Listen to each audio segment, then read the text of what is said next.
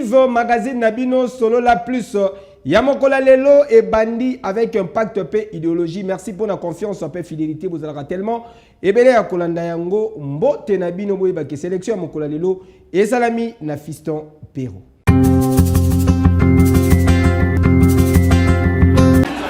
Le président de la République réélu du Congo, son Excellence Félix Antoine Tshisekedi Tshilombo. Cour constitutionnel Azwaki Acte, week-end et l'équipe plus précisément, Mokolo ya samedi 20 janvier 2024, na stade des martyrs de la Pentecôte, na prestation ya serment, ya son excellence Félix Antoine Tshisekedi Tshilombo, réélu président de la République démocratique du Congo pour na second mandat. Son excellence Félix Antoine Tshisekedi Tshilombo, Azalaki investi chef de l'État congolais après avoir prononcé serment naye conformément à l'article 64 de la Constitution. Moi, Monsieur Tshisekedi Tshilombo Félix Antoine, élu président de la République démocratique du Congo, je jure solennellement devant Dieu et la nation d'observer et de défendre la Constitution et les lois de la République, de maintenir son indépendance et l'intégrité de son territoire, de sauvegarder l'unité nationale, de ne me laisser guider que par l'intérêt général et le respect des droits de la personne humaine, de consacrer toutes mes forces à la promotion du bien commun et de la paix, de remplir loyalement et en fidèle serviteur du peuple les hautes fonctions qui me sont confiées. La Cour prend acte de votre prestation de serment en qualité de président de la République démocratique du Congo. Toutes nos félicitations. Merci. Président ya Cour constitutionnelle devant public a remetaki na chef de l'État investi ba emblème pe ba insigne ya pouvoir dont drapeau pe constitution ya mboka et sengeli boye ba lisusu ke na même occasion chancellerie ya ba ordre nationaux ba décoraki Fachi Beton rang ya grand cordon pour na ba effort mené depuis prise de fonction na ye na janvier 2009 afin ya ko relever armée congolaise. Cérémonie elekaki kitoko avec un pacte pays idéologique na stade de martyr o ezalaki ya kotonda na ndenge ya kosakana tendere kaka tolobaka plaît à craquer niata muninga senga pardon na présence il y a plus d'une dizaine de chefs d'État africains ainsi que plusieurs délégations et la communauté internationale. Yo Agir Kabamba huyu anawasalimu wote bana UDPS Mombele Astrid Okongo na wengine tutaweza Enfin, la circonscription de Selembao, avec 2 sièges à pourvoir, sont élus Dikoui Sinkeke Jean-Paul UDPS Tshisekedi, Ntwene Mousselouei Mao ACPA. Commission électorale nationale indépendante CENI en sigle a procédé qui na butu ya dimanche kino lundi 22 janvier na publication ya ba résultat provisoire ya ba législatif provincial et sengel boye baki pour la ville province ya Kinshasa seuls 8 partis per regroupement politique ne ba atteindre seuil ya représentativité fixé na 3%. Sur les 40 sièges l'Assemblée provinciale, UDPS Tshisekedi a raflé 13 sièges Mokoka P Azali suivi na ACP et alliés au Yezui 9 sièges na capitale. Quelques scènes de liesse qui observé na résidence y a certains candidats Kaya Maontone candidat à ACP et alliés na circonscription ya Selembao. Jean-Paul UDPS Tshisekedi. Yeah!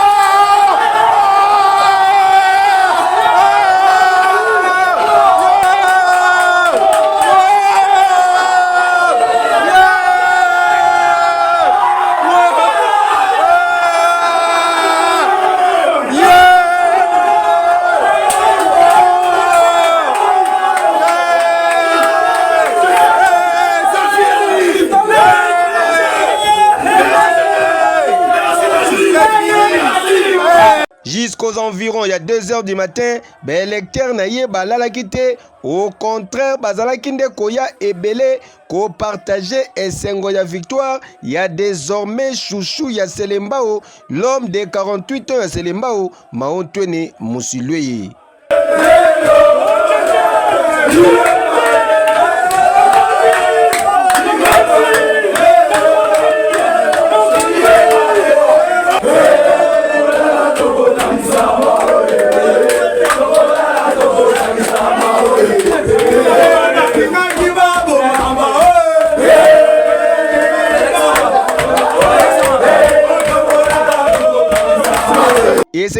Et au total, 888 députés provinciaux sur les 40 000 candidats bazalaki proclamés dans la Commission électorale nationale indépendante. Kejo.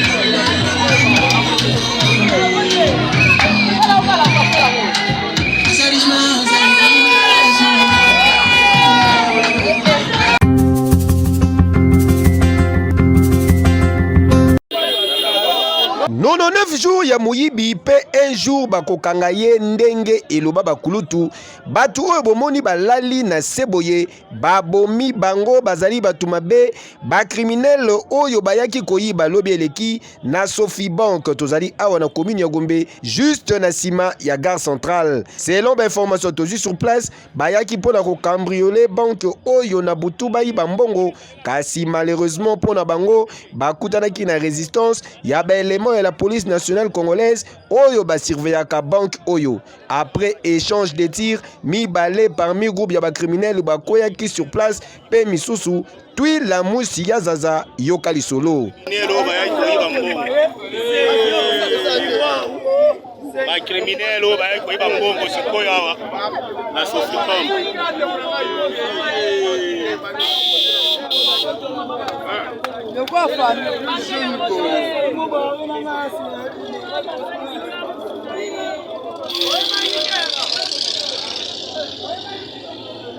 Pardon, mususu yeyo.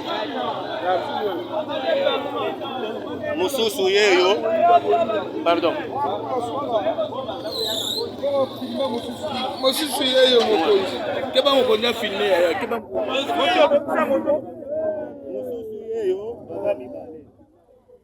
Mon général Blaise Kilimbalimba numéro 1 ya la police ya ville province ya Kinshasa ba opération ya ba criminel na ville ya Kinshasa ezongi lisusu makasi tosengi na yo o multiplier lisusu track ya ben civique oyo poboye moyeti e anini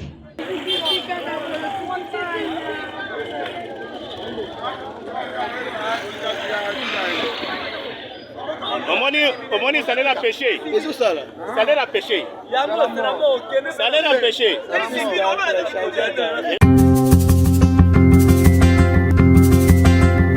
Moi, Monsieur Tshisekedi Tshilombo Félix Antoine. Après participation na bango na cérémonie d'investiture, ya président de la République son excellence Félix Antoine Tshisekedi Tshilombo, plusieurs chefs d'État et chefs ya ba délégation ba prolongeaki séjour na bango na Kinshasa. Lobeleki mokonzi ya mboka ayambaki na palais na ye ya Mo Ngaliema tour à tour 4 chefs d'État et plusieurs délégations ya haut niveau. À l'instar ya président Denis Sassou Nguesso, homologue na ye Lazarus Chakwera, président ya République ya Malawi, asololaki na Fachi Beton oyo na tour na ye a remerciaki homologue na ye pour na soutien na ye na République démocratique du Congo. Même message ya gratitude ezalaki adressé na président Evariste Ndayishimiye ya Burundi, partenaire militaire ya République démocratique du Congo. Président burundais a réaffirmaki volonté ya mboka na ye pour na ko travailler elongo na République démocratique du Congo afin de combattre ennemi commun. Président Carlos Villanova ya Sao Tomé pe asololaki na Fachi Beton na tour na ye. Et bongo na tour na ye envoyé spécial ya Chine ayaki ko féliciter Fachi Beton pe kotalisa ye volonté ya mboka na ye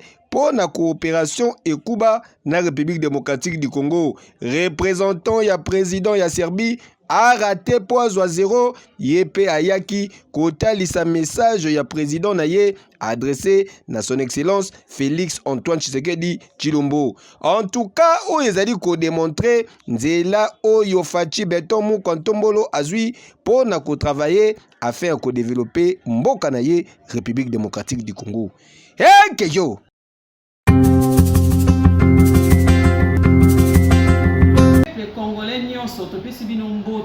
Nani asali makambu ya soni boye makambu ya bondoki tozali awa na commune ya Ngaba plus précisément na maternité Les Rochers oyo ezwami na avenue Mpila numéro 81 na quartier Mpila sur route Kianza esika wapi mama moko ayaki kobota awa asundoli mwana aboti akimi mwana oyo ya kitoko bozali komona boye kokamwa yoka lisolo otala kamoko tozana ngo awa tokutani nango eza mwasi moko abotaki alobi na 16h asundoli mwana oyo abotami na 1 kg 800 grammes asundoli mwana awa akei tozana bebe oyo senga azala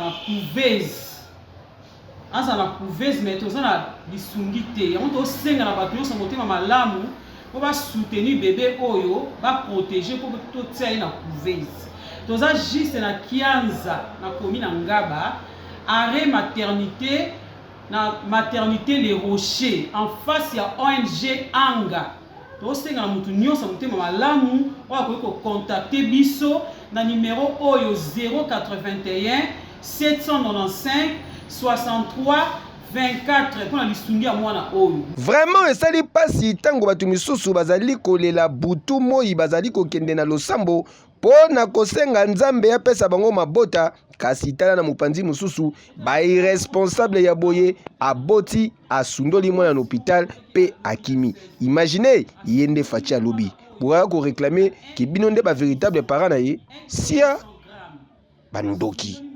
Yeke yo tozana bebe oyo senga azala na couveuse mais tozana lisungi te bakutote mais soki bakuti yo okosibi rigueur ya loi. Numéro 1 ya la police nationale congolaise ya province ya Kasai, le général Silvano Kasongo Kitenge atalisaki lobi eleki à travers parade que akotikala toujours déterminé pour na côté les melaba policiers oyo bazali ko continuer ko sala ba pratique ya mabe mise en garde particulière surtout pour na ba policiers ya circulation routière. Tolingi discipline ezala. Discipline ya lobeli na yo. Discipline ya tamboli na yo. Discipline na mosala yo. Baroulage moibi baroulage.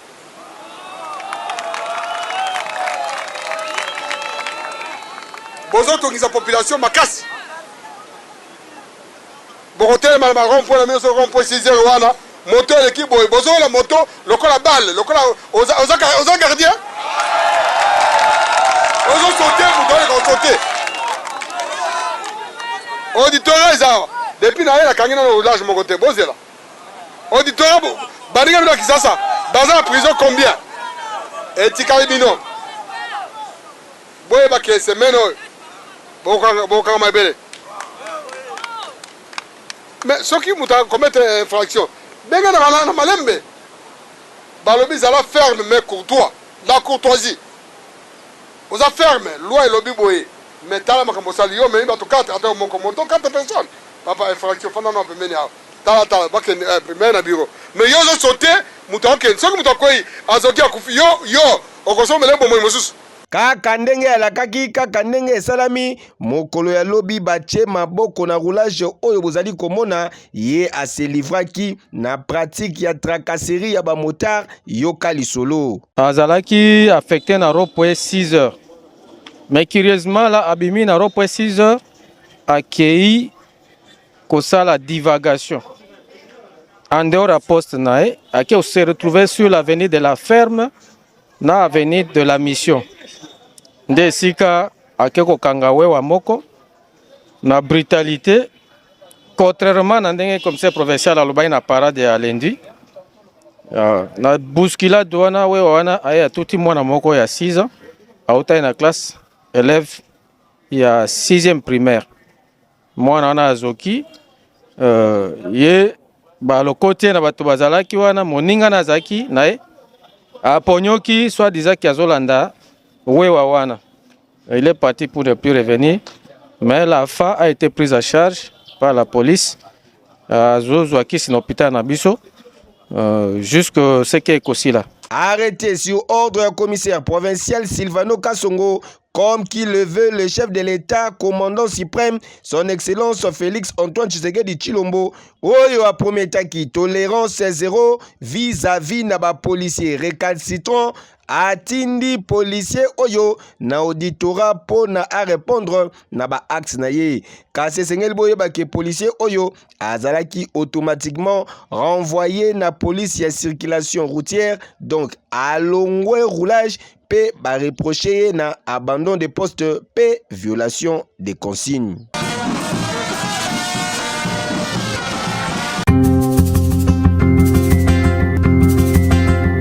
Et un derby ne se joue pas, ça se gagne surtout avec envie et honneur. Comptons pour la dernière journée, il y a phase classique, il y a groupe B, il y a championnat national, il y a football organisé.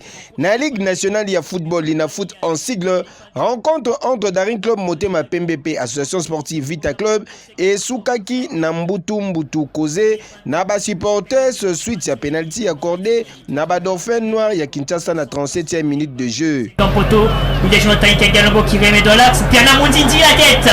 Attention, enchaînement, il y a faute de main. Il y a penalty. Il y a penalty pour Vita Club. Les revoir l'action. À la base, il y a des ordres Oyo. Incompréhension entre arbitre central Oyo valida qui penalty pe moko ya basiston na ye Oyo zalaki te d'accord na décision ya arbitre central na ye. On voit quand même, on n'a pas très bien vu. Est-ce qu'il va toujours tirer?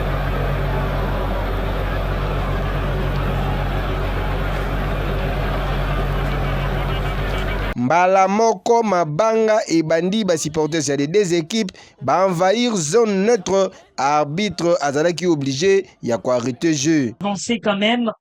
D'abord la grande question, d'où proviennent ces pierres? Je sais pas où ils sont allés le chercher. C'est pas une bonne image ça. Ça va rien changer dans le cours du match.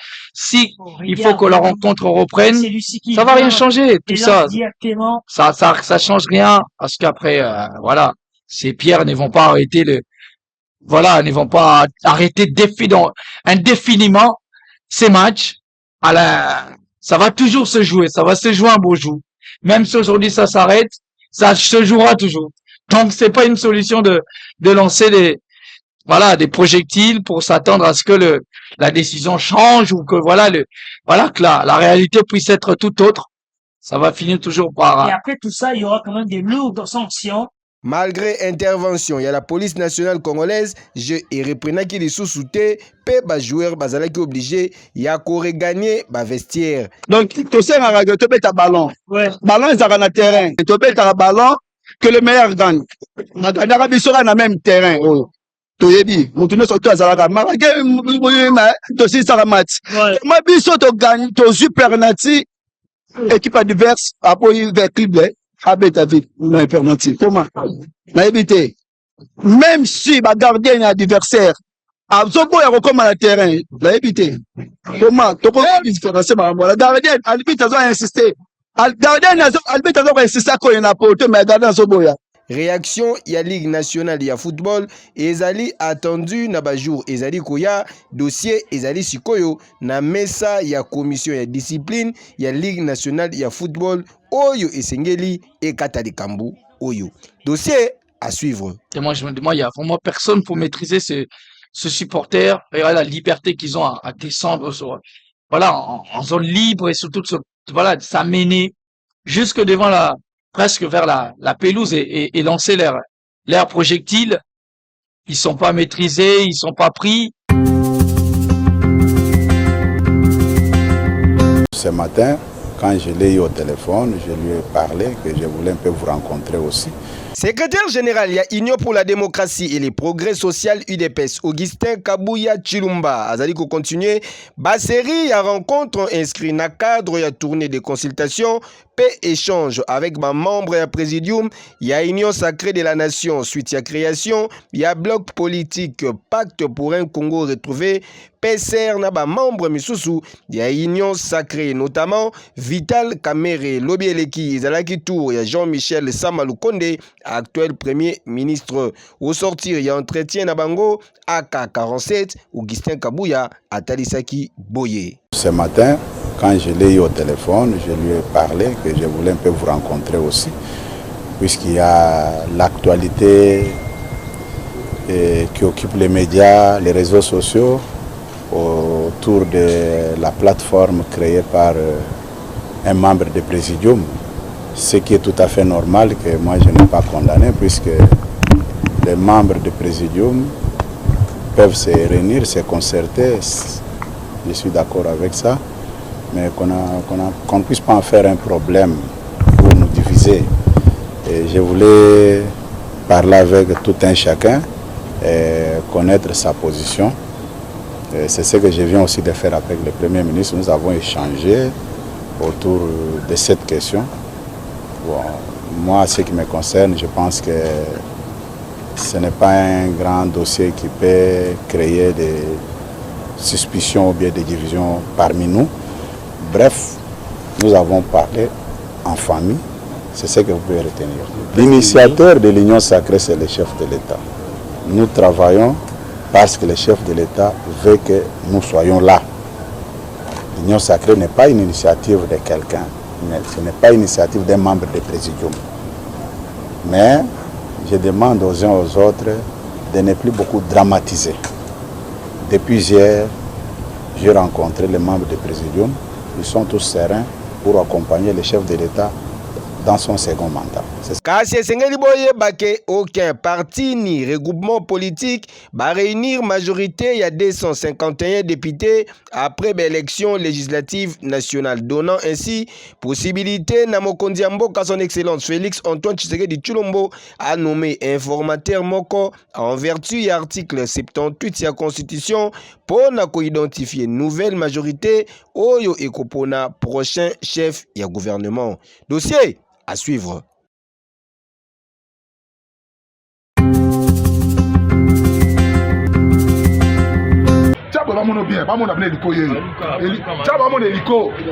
Elongi oyo bozali komona boye Yang 6 akosa Bolo Yang akosa azali suka na kuluner leader de gang bokondimate modèle anyokola population ya awa oyo bazalaka pene ya wenzangandu tozali awa na commune ya Kimbantseke. Botala makambo asali lelo a papi papa oyo machette na nzoto mobimba neti kaka bomaye ngombe akosa. Heureusement intervention ba memi papa na hôpital, papa abandi kozwa soin, médecin a communiqué boye. Passa na yo ndongo moni pota wana za na niveau ni lito ikran ezukran. Oui, juste pota oya awa ezukran. Awa akati lito union sotina pavillon kuna. Awa na thorax. Auti kokata ye awa ne soto awa mais na mutu azana problème parce que crâne na ye kuna mutu na ye ezui nzela choc. En principe faut tout tenir na radio scanner pour passer l'examen wana ne soto. Ye moko pe victime asalaki communication oyo. Est-ce que bateau parmi bateau bakata yo comme nani? Hélico de équipe na ye bana bijuna bi bagote de hélico de yimda bikito yeli yo. OK. Merci papa. Na tournaye awa déjà ici à Zouami na maboko ya le fils de la promesse, le major Rémi Kanza mal à l'aise et hélico de chasse a commis ko beta munoko loko la mbo allié pilipili. Hélico, quel cacho de fan, on défend attaque nan. Yo on défend attaque qui? Parce que pour moi mutu, on a besoin de tout. Là si vous condamnez la d'habitude on a d'habitude. Yo obliga sauter pour trop c'est trop. Oh petit, et on laisse la rater. Babé dans le débit et dans la fait. Si on peut petit caté. Bani on va comment ça là? Comme ça la police. Soyez en face. Tchaba va mon bien, va mon abonné l'hélico. Tchaba va mon hélico. Non, toi c'est trop. Hélico vendu. Tout ça va être corné. Usanyo sana.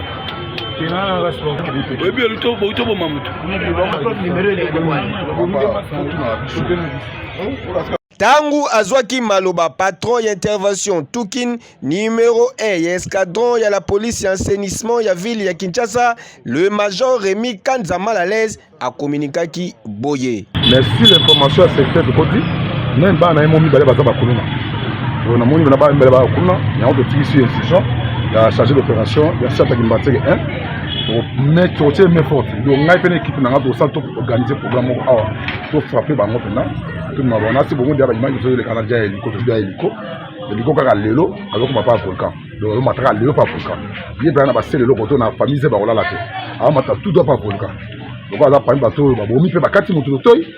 Bazo couper sa population passe na niveau du Mateke.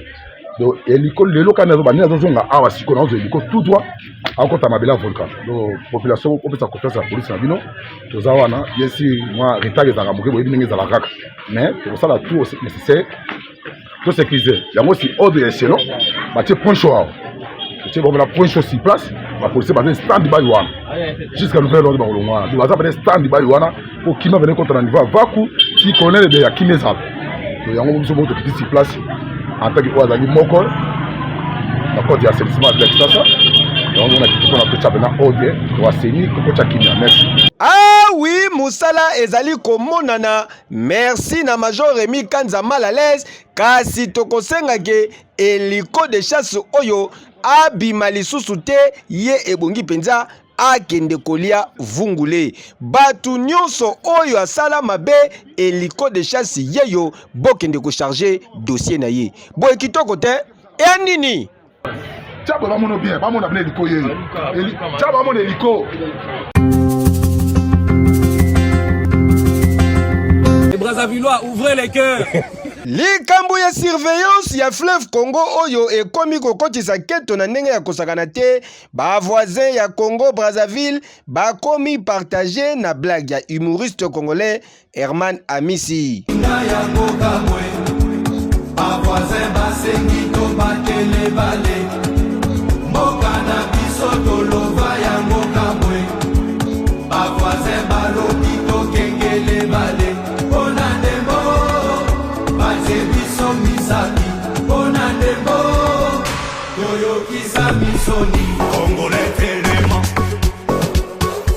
Micro etambolaki na banzela ya Brazzaville, yoka communication et salamaki. Tous les Congolais du Congo Brazzaville sont déjà dessus, de nos frères voisins, parce que avant que même la CAN commence, on a vu les vidéos qui circulaient. Non, vous les Congolais de Brazzaville, vous n'avez rien à faire en Côte d'Ivoire, restez au Brazzaville pour sauver le fleuve. On a accepté carrément de sauver le fleuve, on vous a donné nos forces. Mais après, quand on suit le match d'hier, c'est pour faire les nuls 1-1, ça ne nous arrange pas. Vous nous avez critiqué au moment où vous-même vous ne faites pas mieux que nous. C'est-à-dire c'est un peu bizarre. Et puis quand je vois les réactions qu'ils ont ratées, donc je préfère encore mieux que nous, parce que nous sommes les Congolais de Brazzaville, on joue plus que... Parce que la Gambie déjà, avec le Congo Brazzaville, il n'y a pas vraiment trop grand-chose au fait. Nous-mêmes, le Congo Brazzaville, on bat la Gambie. Mais eux, ils font 1-1 avec la Gambie. Tu vois pas, c'est comme si ils n'ont qu'à revenir, nous on va partir là-bas les remplacer carrément. On ne comprend plus rien, papa. Le football a ses réalités. Nous ne sommes pas contre. On a l'habitude de les soutenir. C'est une façon de nous tirer vers eux pour que désormais les deux Congos se représentent au même moment. Mais s'ils reviennent, on n'a pas intérêt à surveiller ensemble le fleuve. Nous assurons l'intérim de leur côté. Quand ils vont revenir, ils vont prendre soin de surveiller leur côté. Notre côté, on sait qu'aujourd'hui c'est des laris qui surveillent, demain ça sera les Téké. Donc c'est à eux. Je ne sais pas par qui ils vont commencer, si c'est les gars de Bandundu, du Bas-Congo qui viendront reprendre le service de leur côté. Parce que le fleuve en ce moment, nous surveillons de notre côté, mais nous prenons soin de regarder aussi parce que les autres sont allés jouer la Coupe d'Afrique. Côté de Brazzaville, comme moi, Merlin, quand je parle comme ça, donc ça veut dire que tu devais, ils ont dit ça parce que nous, on n'est pas pareil avec eux. On est différents.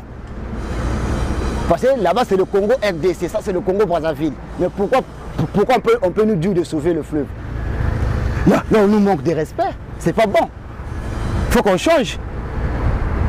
On ne voit pas seulement à la blague. Il y a quelque chose qui ne va pas, c'est pour cela qu'ils ont dit ça. Félicitations à l'artiste qui a créé, parce que faire quelque chose et envahir tout un peuple, disons les deux peuples, c'est pas facile. Il a sa réflexion aujourd'hui et à la une. Nous l'avions très bien accueilli parce que ça motive. Ce serait mieux si nous partions ensemble. Mais comme c'est la RDC qui est partie, nous on comprend. Certainement demain, ça sera notre tour. Il faut que la frontière soit surveillée. Donc nous n'avions pas mal pris la blague. Ça motive.